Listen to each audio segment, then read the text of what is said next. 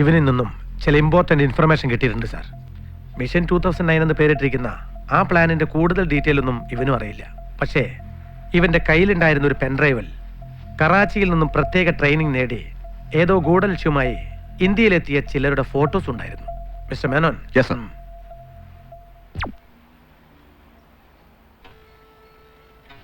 മുഹമ്മദ് കമാൽ, സലീം മുബാറക്, അൻവർ ഇബ്രാഹിം, ഇവൻ ജാവേദ് ഇബ്രാഹിം. ഇവരുടെയൊക്കെ പേരും ഫോട്ടോസ് അല്ലാതെ മറ്റൊരു ഡീറ്റെയിൽസ് അറിയില്ല സാർ. ഇവരെ പറ്റി നമുക്ക് ലഭിച്ച വിവരങ്ങളും ഫോട്ടോയും മറ്റെല്ലാ സ്റ്റേറ്റ് പോലീസിനും എത്തിച്ചു കൊടുക്കാനാണ് എൻ്റെ പ്ലാൻ. ഒരു ആന്റി സോഷ്യൽ ഗ്യാങ് എന്ന് മാത്രമേ ഇവിടെ നമ്മൾ വെളിപ്പെടുത്തുന്നുള്ളൂ. മേനോൻ സർ. ബാക്കി കൂടെ. ഇമ്രാൻ നസീർ, സത്താർ,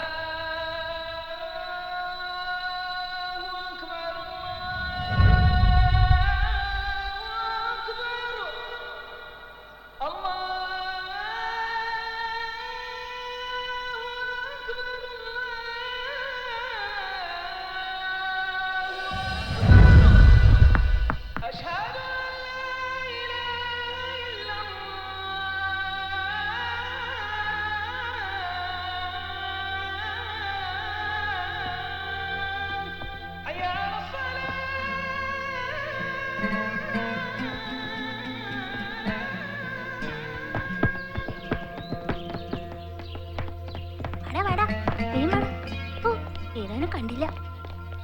നമുക്ക് കളിക്കാം. ബോൾ കിട്ടി. ബോൾ ചേടാ രക്ഷോട്ട്. അൻവറേ, നീ ആ കേച്ചേരി വായനശാല വരെ പോണം. അവിടെ കുറച്ച് പുസ്തകങ്ങൾ കൊടുക്കാനുണ്ടത്രേ. ശരിക്കാ. മുംബൈ ആക്രമണത്തിൽ പ്രതിഷേധിച്ച് ഇവിടെ നിന്ന് ആര് ഹർത്താൽ നടത്തണമെന്ന് കേട്ടു. ഇന്ന് കട ഓർക്കുന്നുണ്ടോ?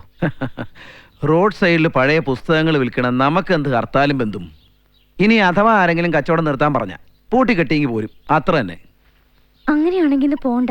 നീ ഇങ്ങനെ പേടിക്കാതെ മുംതാസ്, ഒരു കുഴപ്പമില്ല. പേടിക്കാതെ പിന്നെ തലയിൽ തട്ടോട്ട് പുറത്തിറങ്ങുമ്പോ തന്നെ ഒരു ജാതി നോട്ടാ ചിലർക്ക്. ഏതാണ്ട് നമ്മളും തീവ്രവാദി എന്ന മട്ടില്. ആ സത്താറോ, വരൂ കഴിക്കാം. വേണ്ടേക്കാ, പോയിട്ട് ഇത്തിരി തിരക്കണ്ടേ. ഇത് വാടകയാ. ആഹാ, ഇത് ഒരുപാടുണ്ടല്ലോ. ബഷീറൊക്കെ വെച്ചോ. ഞാനിവിടുന്ന് ഒരുപാട് ചോറുണ്ടിട്ടുള്ളതല്ലേ. ഈ പഴയ പുസ്തക കച്ചവടത്തിൽ നിന്നൊക്കെ ഇന്നത്തെ കാലത്ത് എന്ത് കിട്ടാനാ? അത് ശരിയാവില്ല സത്താറേ. അർഹിക്കാത്ത പണം കയ്യിലിരുന്നാൽ പൊള്ളും. പഴയ പുസ്തക കച്ചവടവും ഈ കിട്ടുന്ന കെട്ടിട വാടകയൊക്കെയായി ഞങ്ങൾ സന്തോഷമായിട്ടും കഴിഞ്ഞോളാം, അല്ലേ? അതെ. പക്ഷേങ്കില് ഈ ഷോറതിനുള്ളിലെ കണക്ക് പറച്ചിൽ ഇന്നത്തോടെ നിർത്തിക്കൊള്ളുമെന്ന് മാത്രം. ഇതാ കേട്ടല്ലോ, അതാണ് ഈ കുടുംബത്തിന്റെ തീരുമാനം. ഇവിടെയാണ് സമ്മേളന വേദി. നഗരത്തിൽ നിന്ന് 3 വഴികളിലൂടെ ഇവിടേക്ക് എത്താം. കേരളോത്സവം നടക്കുന്ന ദിവസം, പ്രസിഡന്റും പ്രധാനമന്ത്രിയും ഫോറിൻ ഡെലിഗേറ്റ്സും ഒക്കെ പങ്കെടുക്കുന്നതുകൊണ്ട് ഈ 2 റോഡുകളും ബ്ലോക്ക് ആയിരിക്കും. ഈ പ്രധാന പാതയിലാകട്ടെ വെരി ടൈറ്റ് സെക്യൂരിറ്റി ആയിരിക്കും. ഓക്കെ. കലാനികേതന്റെ ഒപ്പമായതുകൊണ്ട് കർശനമായ ചെക്കിങ്ങിൽ നിന്ന് ഞാൻ ഒഴിവാക്കപ്പെടും. പ്രസിഡന്റിന്റെ ഇനാഗ്രേഷൻ കഴിഞ്ഞ ഉടൻ ഞങ്ങളുടെ കലാപരിപാടി ആരംഭിക്കും. ആ സമയം നമ്മൾ ലക്ഷ്യമിട്ട VIP-കൾ സദസ്സിന്റെ മുൻനിരയിലുണ്ടാവും. സ്ഫോടക വസ്തുക്കൾ ഗ്രീൻ റൂമിൽ വരെ എത്തിക്കാൻ എനിക്ക് കഴിയും. അവിടെ നിന്നുള്ള ഓപ്പറേഷനാണ് പ്ലാൻ ചെയ്യേണ്ടത്. ഗ്രീൻ റൂമിൽ എത്തിക്കാന്ന് പറഞ്ഞിട്ട് കാര്യമില്ല. എങ്ങനെ എത്തിക്കും? അത് കൃത്യമായിട്ട് പറയണം. പ്രോഗ്രാമിൽ ഒരു വള്ളംകളിയുണ്ട്. സ്റ്റേജിന്റെ ഇരുട്ടും ലൈറ്റ്സും ഉപയോഗിച്ച് നദിയുടെ ഒരു ഫീൽ ഉണ്ടാക്കി സ്റ്റേജിൽ തുഴയുന്ന രീതിയാണ് ആ പ്രോഗ്രാമിന്. അതിനുവേണ്ടി ഒരു വള്ളം സെറ്റ് ചെയ്തിട്ടുണ്ട്. വള്ളത്തിന്റെ അടിഭാഗം വെട്ടിമാറ്റി അതിനുള്ളിൽ ആവശ്യത്തിന് സ്ഫോടക വസ്തുക്കൾ നിറയ്ക്കാൻ നമുക്ക് കഴിയും. ഒരു പ്രത്യേക ലോറിയിലായിരിക്കും ആ വള്ളം എത്തിക്കുന്നത്. സ്റ്റേജിനടുത്ത് വള്ളം ഇറക്കി വെച്ച് കഴിഞ്ഞാൽ ഞാൻ അതിനടുത്തുണ്ടാവും. പെർഫോമിംഗ് ഡ്രസ്സിൽ നിൽക്കുന്നതുകൊണ്ട് എന്നെ ആരും ശ്രദ്ധിക്കില്ല. യെസ്, അവിടെ വരെയുള്ള കാര്യങ്ങളൊക്കെ. സ്റ്റേജിന് പിന്നിലുള്ള വള്ളത്തിൽ അതിശക്തമായ ഒരു സ്ഫോടനം നടന്നാൽ സ്റ്റേജിന് മുന്നിലുള്ള VIP-കൾക്ക് രക്ഷപ്പെടാൻ കഴിയുമോ? അങ്ങനെ ഒരു റിസ്ക് എടുക്കേണ്ടെന്ന് എൻ്റെ അഭിപ്രായം. ഒന്നെങ്കിൽ വള്ളത്തിൽ നിന്ന് സ്ഫോടക വസ്തുക്കൾ മാറ്റിയിട്ട് ഓപ്പറേറ്റ് ചെയ്യണം, അല്ലെങ്കിൽ സ്റ്റേജിൽ വള്ളംകളി നടക്കുമ്പോൾ സ്ഫോടനം നടക്കണം. അങ്ങനെ ആവുമ്പോൾ VVIP-കളടക്കം മുൻനിരയിലിരിക്കുന്ന ആരും രക്ഷപ്പെടില്ല. സലീം മുബാറക് ഇന്ന് വൈകുന്നേരം എത്തും. ഞാൻ ഈ പ്ലാൻ അയാളോട് വിശദീകരിക്കാം. അയാൾ ഓർഗനൈസേഷനോട് സംസാരിക്കട്ടെ. ഓക്കെ. അടുത്ത മീറ്റിംഗിന്റെ സ്ഥലവും സമയവും ഞാൻ അറിയിക്കാം. ഇൻഷാ അല്ലാ. നിങ്ങളൊക്കെ എന്താ ഇവിടെ ചെയ്തോണ്ടിരിക്കുന്നേ? കുറെ നേരമല്ലോ തുടങ്ങിയിട്ട്. ഒന്ന് വേഗം ആട്ടെ. ഓരോ ദിവസം കഴിയുന്തോറും നമ്മുടെ മനസ്സിൽ ആദ്യം കൂടി വരുക. പരിപാടി നന്നാവോ കൊളാവോ?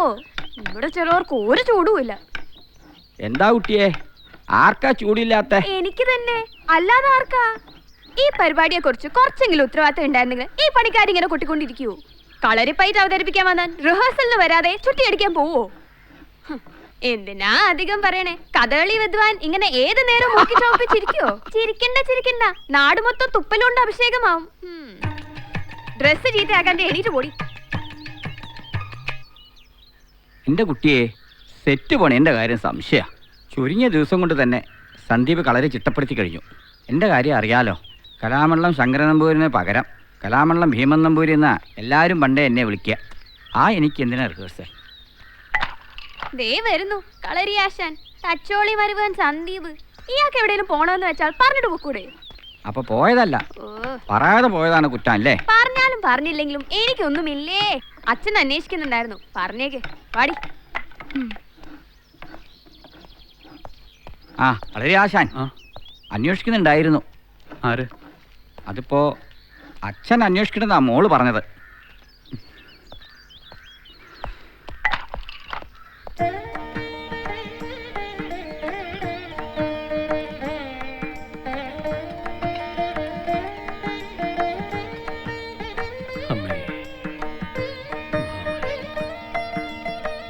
ആ, ഞാൻ അന്വേഷിച്ചത് നാളെ ഒരു യാത്രയുണ്ടായിരുന്നു.